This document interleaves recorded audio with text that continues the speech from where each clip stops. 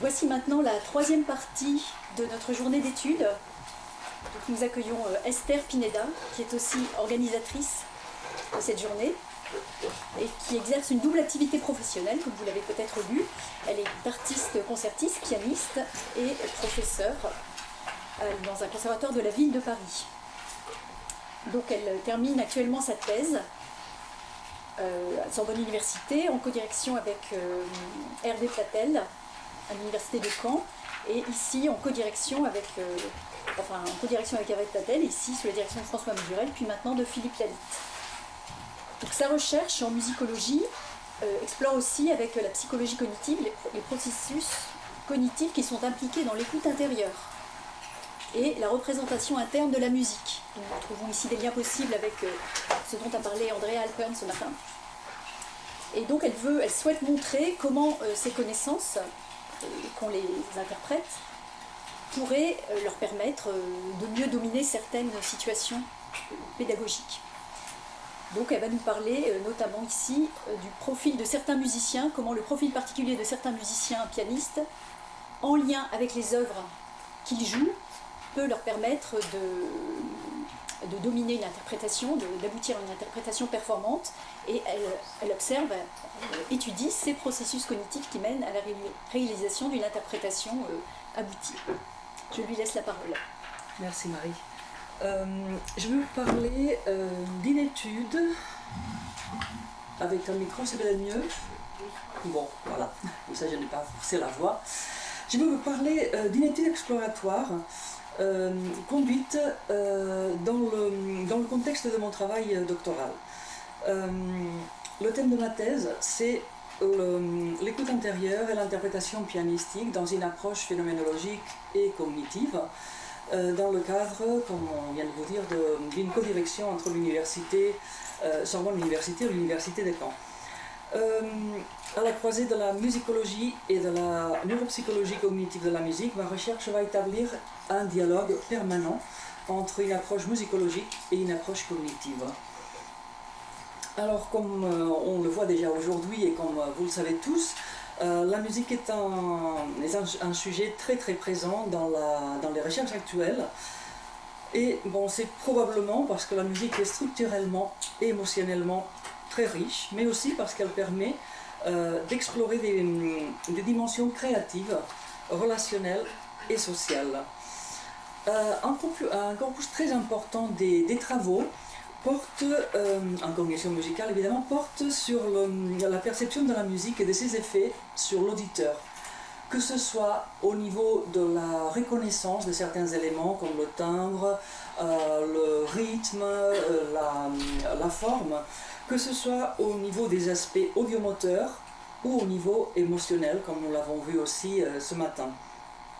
En revanche, il y a beaucoup moins d'études qui se placent de l'angle de celui qui produit de la musique, c'est-à-dire à partir de la pratique musicale. La pratique musicale implique des processus qui sont très complexes et qui font appel à nos capacités cognitives, la perception, le raisonnement, la mémoire, l'attention, dans leur globalité. Alors, à partir de deux questions préalables, de quelles sont les capacités cognitives qui sont impliquées dans l'écoute intérieure des musiciens et de quel est le rôle des contenus mnésiques et des marqueurs émotionnels de la mémoire dans l'écoute intérieure préalable à l'exécution instrumentale, on peut émettre ces deux hypothèses: que l'écriture musicale exerce une forte contrainte sur la manière dont les œuvres musicales sont restituées, et aussi que le profil cognitif du musicien est une variable très importante qui entre en jeu. Alors à partir de ces hypothèses, nous avons déterminé les objectifs suivants. Analyser sous des angles multiples, mais étroitement imbriqués, les processus cognitifs qui sont impliqués dans l'écoute intérieure, dans l'élaboration d'une interprétation pianistique, je dirais aussi musicale. Mais mon étude, comme je vais vous le montrer tout à l'heure, a été faite auprès de pianistes. Un deuxième objectif, ça serait de spécifier les relations fonctionnelles entre l'activation et l'intégration à travers les mécanismes de la mémoire et les mécanismes perceptifs pour ensuite voir comment ces processus s'articulent en fonction d'un échantillon d'œuvres relevant de différents types d'écriture musicale. À notre objectif, pouvoir évaluer la relation avec les profils cognitifs des musiciens et pour, in fine, pouvoir montrer ou avoir des éléments de réponse qui pourraient nous aider à comprendre certaines situations d'enseignement-apprentissage. Je souhaiterais tout d'abord préciser la définition que nous donnons au terme d'écoute intérieure. Parce qu'en général, quand on parle d'audition intérieure, plutôt écoute, mais comme ce matin, les travaux qui nous ont été montrés par André Alpern, on fait référence surtout à la capacité d'écouter le son dans sa tête, c'est-à-dire l'écoute sans qu'il y ait une production de son. Le son physiquement n'est pas présent. Or, la notion d'écoute intérieure, telle que nous la proposons, correspond à la représentation mentale de la musique dans un sens plus large, c'est-à-dire qu'elle serait intimement liée à l'expression artistique et qui renvoie aussi à la notion de pensée musicale. Alors, quelque chose de très important, c'est qu'avant de jouer, très important dans la pratique, je précise, avant de jouer, il s'impose à l'interprète un moment d'évocation de l'action à réaliser, comme une prédiction de l'acte et de ses conséquences. Cette étape va entraîner un choix parmi des modèles de comportement qui se sont enrangés pendant l'expérience et qui sont en grande partie construits au fil des apprentissages et des répétitions. Alors ce moment ou temps préalable d'anticipation constitue un phénomène psychique très important, fondamental, qui traduit la volonté de jouer, d'exprimer une idée musicale et qui ne se limite pas uniquement au son. Alors selon notre approche, on pourrait définir l'audition intérieure comme une représentation mentale interne de l'œuvre qui est le résultat des données perceptives et émotionnelles qui constituent un acquis cognitif qui peut s'actualiser à souhait. Alors de nature éminemment multimodale et associative sur le plan cognitif, puisqu'il y a les représentations visuelles, motrices, auditives. Ces représentations mentales constituent les différentes composantes de l'écoute intérieure. Ces composantes ou modalités perceptives sont associées et à l'interaction permanente avec d'autres ressources cognitives comme le raisonnement, les émotions et la mémoire. Et sans oublier que ces composantes vont être interdépendantes avec le schéma moteur d'un point de vue fonctionnel. Alors la question du corps est donc intimement liée à la question du sens musical, à tel point qu'il serait impossible de saisir le sens musical si l'expérience de la musique n'était pas incarnée. Comme l'affirme Mark Lehman, ni uniquement physique ni purement mental, le mouvement corporel nous fournit des schémas permettant de déployer et articuler la médiation entre notre esprit et notre environnement physique. La mémoire va jouer donc un rôle fondamental dans l'articulation de ces processus cognitifs et occupe une place très importante dans notre recherche. Sans rentrer trop en détail, je vous ai mis ici une diapo avec les différentes mémoires et comment elles sont activées dans le cadre concrètement de la musique. Et uniquement souligner que dans la pratique musicale, évidemment, il n'y a pas une, mais plusieurs mémoires comme pour tous, mais que ces aspects de la mémoire, j'en ai pris quelques-uns uniquement ici dans la partie en bleu. Ces aspects de la mémoire vont se conjuguer d'une manière, vont s'associer d'une manière différente selon que l'on joue par cœur, que l'on joue avec avec une partition, sans partition, qu'on soit dans le cadre d'un déchiffrage ou dans le cadre de l'improvisation. Après ces aspects un peu plus d'ordre général, je vais vous parler alors plus en détail de l'étude que nous avons conduite auprès de 6 pianistes professionnels dans l'objectif d'analyser l'élaboration d'une interprétation par chœur. On parle dans le contexte de la musique occidentale, musique classique et avec le support d'une partition. Alors en particulier, l'étude vise à mettre en lumière le caractère associatif des représentations mentales internes de la musique et voir comment ces processus s'articulent en fonction d'un échantillon d'œuvres relevant de différents types d'écriture, comme je vous ai dit avant. Alors, nous avons utilisé les moyens de collecte des données qui ont déjà été validés par différents auteurs, comme Chaffin et collaborateurs, Erickson, Imre, etc., qui constituent un protocole avec des séances d'enregistrement qui sont suivies de verbalisation après, avec des entretiens réflexifs conduits par un observateur. Concrètement, comme vous l'avez ici, il s'agit, et je le souligne la question de l'interprétation par chœur, entretien avant, juste pour collecter certaines données. Je vais vous montrer un peu plus en détail des points de vue aussi de la population et de la méthodologie. Alors nous avions un groupe de 6 pianistes professionnels étant engagés aussi bien dans la pratique active de concert que dans l'enseignement, avec une palette d'âge assez large, entre 22 et 69 ans, ce qui équivaut à jusqu'à une cinquantaine d'années de carrière professionnelle. Et du point de vue de la méthodologie, ça a été une approche phénoménologique, avec des entretiens semi-guidés. Et nous avons complété la procédure avec le dispositif, avec quelques épreuves psychométriques, notamment au niveau de la mémoire de travail. Alors pour développer ce travail, nous avons mis en place le dispositif d'observation suivant. C'est un dispositif avec des œuvres censées représenter des situations types qui sont souvent rencontrées par l'interprète au moment de jouer. Par exemple, je vais vous montrer également les partitions, un exemple de partitions qui sont dans le corpus des pièces.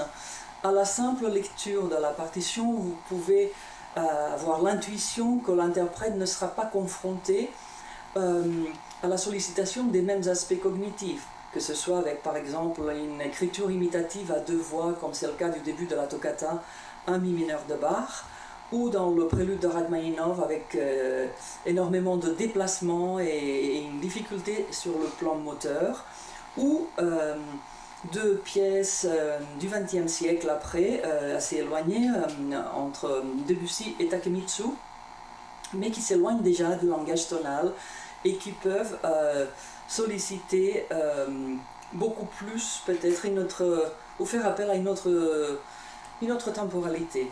Alors pour écouter juste à titre d'exemple des brefs extraits, par exemple la pièce de Bach.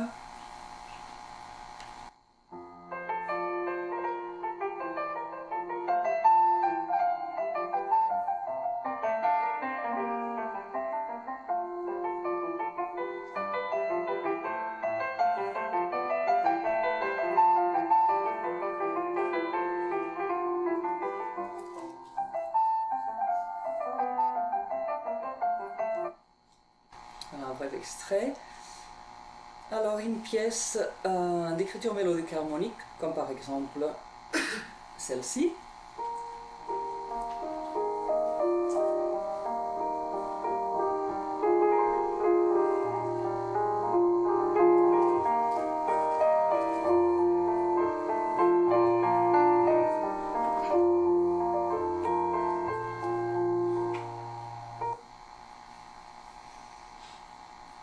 Alors voici l'exemple de la partition que vous avez vue tout à l'heure de Rachmaninov.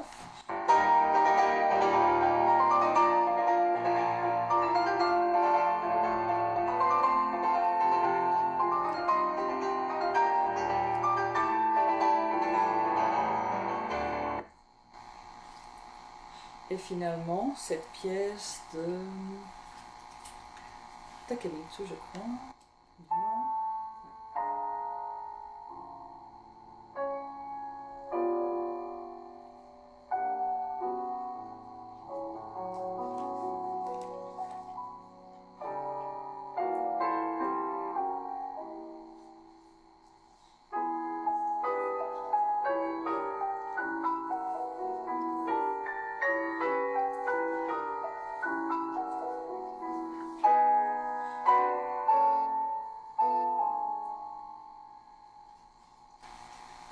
Voilà, pour vous donner un petit peu un exemple d'à quoi ça correspond au niveau des difficultés ou des ressources qui seraient mobilisées pour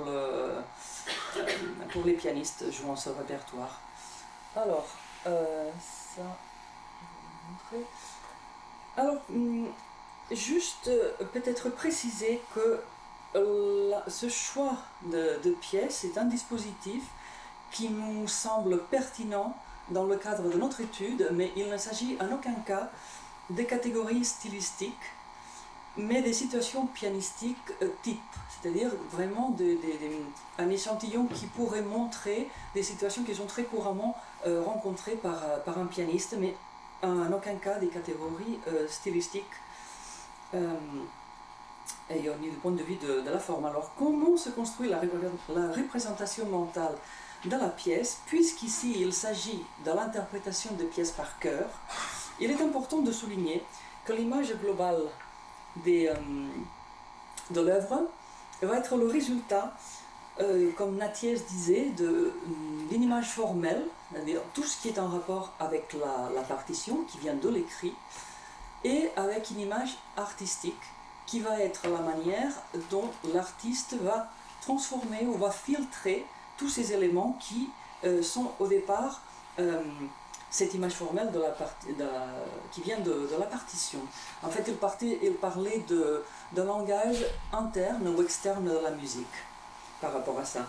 En tout cas, j'ai voulu ici illustrer le fait que pour arriver à cette image globale, la représentation va être le résultat d'un processus d'intégration progressive de différents éléments. Cette liste n'est pas exhaustive, d'où l'etc. À la fin, et il n'y a pas une hiérarchie, hein, forcément, c'est-à-dire qu'un interprète peut parfaitement faire des choix esthétiques au moment où il déchiffre déjà une partition. C'était juste pour illustrer le fait qu'il y aura des couches d'informations qui vont se superposer progressivement dans le temps pour arriver à un moment d'intégration de tous ces éléments pour constituer cette image globale et la représentation mentale d'une pièce pour l'interprète. Alors, c'est dans les entretiens que les sujets qui ont participé à cette étude nous ont parlé de leur mode de fonctionnement dans les processus d'élaboration et d'intégration qui correspondent en fait aux étapes de travail qui ont déjà été décrites par Schaffin, par Erickson aussi. Pour vous donner quelques détails, le premier entretien préalable au jeu prétend recueillir des données très générales sur la personne, mais aussi sur le parcours de formation, notamment quels ont été les premiers modes d'apprentissage, par la lecture d'oreille, aussi sur le parcours professionnel de la personne, et aussi le contexte culturel et familial. Mais comme vous voyez, des questions assez générales. Pour ensuite, dans l'entretien qu'il passe après l'exécution par cœur des pièces, d'abord un retour d'expérience très très libre sur comment ça s'est passé, comment ils se sont sentis, des choses qui peuvent émerger sans que les questions de l'observateur puissent avoir une incidence sur la réponse. Mais ensuite, on va déjà passer à des questions semi-guidées sur les méthodes de travail, les aspects qui sont automatisés, les aspects qui restent conscients, parce qu'évidemment, dans ce processus d'intégration que j'ai montré juste avant, tout ne restera pas conscient dans l'image globale de la pièce. Il y a des choses qui vont être on va dire, manipulés consciemment par la personne, et d'autres qui font partie des automatismes, surtout s'appuyant sur la mémoire procédurale.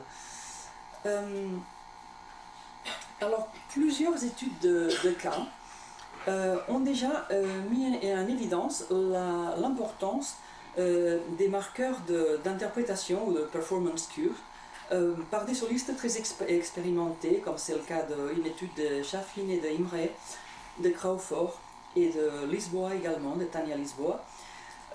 Ces marqueurs opèrent comme point de repère et peuvent être décrits comme une forme de balisage du parcours d'une pièce musicale.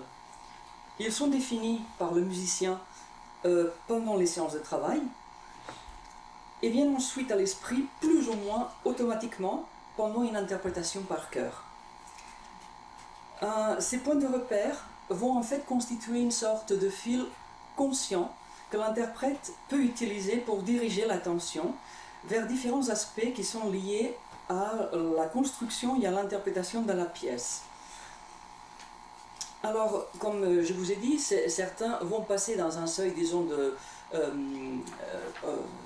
mouvements automatisés, mais d'autres sont vraiment gérés de manière volontaire et nous donnent quand même aussi un renseignement sur la conception qu'ils ont de la pièce. Du coup, nous avons recueilli aussi toutes ces annotations. Et dans cet angle d'approche, nous avons d'abord établi 3 catégories, comme vous voyez ici, de structure, technique et expression. C'est-à-dire une catégorie d'annotation qui relève de la structure plutôt, que ce soit sur des aspects de la mélodie, du phrasé, de l'harmonie. Une autre catégorie qui serait en rapport avec des éléments expressifs, les nuances, dynamiques, timbres ou métaphores liées à la pièce. Et aussi une autre catégorie avec des aspects beaucoup plus liés à la technique. Alors, vous pouvez voir ici un exemple d'annotation par rapport à 3 pièces qui font partie du dispositif. Et comme vous pouvez observer, par exemple, il y a beaucoup plus de données ou d'annotations qui se réfèrent à la technique dans la pièce de Rachmaninov que des indications qui se réfèrent à la structure. De la même manière, pour la pièce de Debussy, les annotations étaient beaucoup plus riches en ce qui concerne l'expression qu'à la technique. Tout en sachant qu'on part d'un groupe de 6 personnes. Hein. Mais c'était quand même des données avec des convergences intéressantes.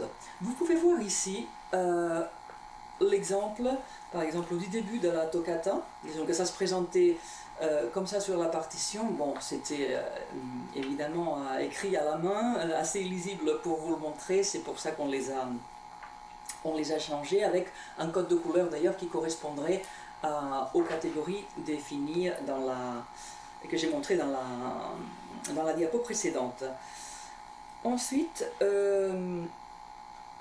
nous avons ici 2 exemples par rapport à la pièce un prélude de Debussy, la Puerta del Vino, du premier cahier, où vous avez en fait des annotations de 2 pianistes. Je vais vous montrer par exemple dans cette première partition, on voit surtout des annotations par rapport à l'expression plus chaleureux, oriental, arraché, et il y en a, en tout cas dans cette première partie du prélude, aucune par rapport à la forme. Polyphonie, ou l'entrée des voix, enfin, ou autres détails plus liés à la structure. Et vous pouvez voir ici l'exemple de la même pièce jouée par un autre pianiste où les annotations vont dans un autre sens. Il y a une profusion d'annotations plutôt par rapport à des aspects rythmiques, concrètement ici. C'est quelqu'un qui focalisait l'attention sur cette, il l'a souligné avec l'adjectif implacable, ça, le pouvoir détacher d'un point de vue de la polyphonie la voix supérieure au moment d'entrer dans le thème principal, etc. Alors, ça c'est intéressant parce que cette organisation conceptuelle de la pièce dépend beaucoup de chaque sujet. Bien que nos résultats recoupent déjà d'autres résultats dans la recherche dans ce domaine, il y a quand même d'autres aspects importants, comme par exemple le fait que les pièces polyphoniques sont particulièrement difficiles à mémoriser, et cette difficulté serait liée directement au traitement de la charge cognitive, parce qu'il y a un suivi en parallèle de plusieurs voies. Disons que l'écoute doit se diviser sur plusieurs couches d'informations, et selon le témoignage de ces interprètes, aussi parce que l'intégration motrice, c'est-à-dire la mémoire kinesthésique ou procédurale, n'est pas toujours très pianistique. Ça, j'utilise les mots qu'ils ont utilisés eux-mêmes, par rapport à des pièces où ils sentaient que l'écriture faisait que la musique tombait un peu sous les doigts. Ce sont un peu un jargon pianistique, mais ils l'ont exprimé comme ça. Après, que la représentation interne de la musique se construit par ces couches d'informations superposées, ce qui a fait l'objet d'une communication au Congrès de Montréal, en collaboration avec mes 2 directeurs de thèse, que l'interprétation mûrit au fil du temps et que comporte un processus d'incubation, c'est-à-dire sans intervention volontaire ou active de la personne. Ça se réfère aux périodes où il n'y a pas un entraînement moteur, la personne ne joue plus ses pièces, néanmoins, le résultat en termes d'intégration de la pièce, sur le point de vue plus artistique, je dirais, que technique, continue à se faire. On va ajouter également que la restitution des pièces mélodico-harmoniques est davantage associée aux métaphores et aux images mentales et aux émotions. Un exemple dans le prélude que je vous ai montré tout à l'heure. Le type d'écriture musicale semble donc avoir une influence sur la manière de mémoriser, et qu'il existe des différences individuelles importantes dans la manière où l'interprète va associer les aspects auditifs, gestuels et les images mentales. Alors, dans les épreuves psychométriques que les participants ont passées, les résultats nous ont montré qu'ils étaient vraiment au-delà de la moyenne par rapport à leur classe d'âge. C'est-à-dire que si, dans le premier point que j'ai montré, ils convergent sur l'idée que les pièces polyphoniques sont particulièrement difficiles à mémoriser, et pour des sujets qui sont dans le 5% de meilleurs dans les capacités de mémoire, et cela concerne aussi les personnes de 70 ans, nous avons des données qui sont quand même relevantes. Ici, je voudrais juste, pour conclure assez rapidement, c'est qu'il y a 2 points qui nous ont paru très importants. Je l'ai déjà dit tout à l'heure, c'est que les différences individuelles sont assez marquées, avec un même répertoire. Aussi que la restitution des pièces mélodico-harmoniques et du XXe siècle est davantage associée aux métaphores, aux images mentales et aux émotions. Alors, du coup, nous avons décidé, ou ça a guidé aussi notre recherche, pour compléter ce dispositif avec des mesures psychométriques sur les aspects qui sont visibles ici dans la diapo, c'est-à-dire la première phase avec le test d'intégration dans la mémoire de travail, notamment sur le buffer épisodique,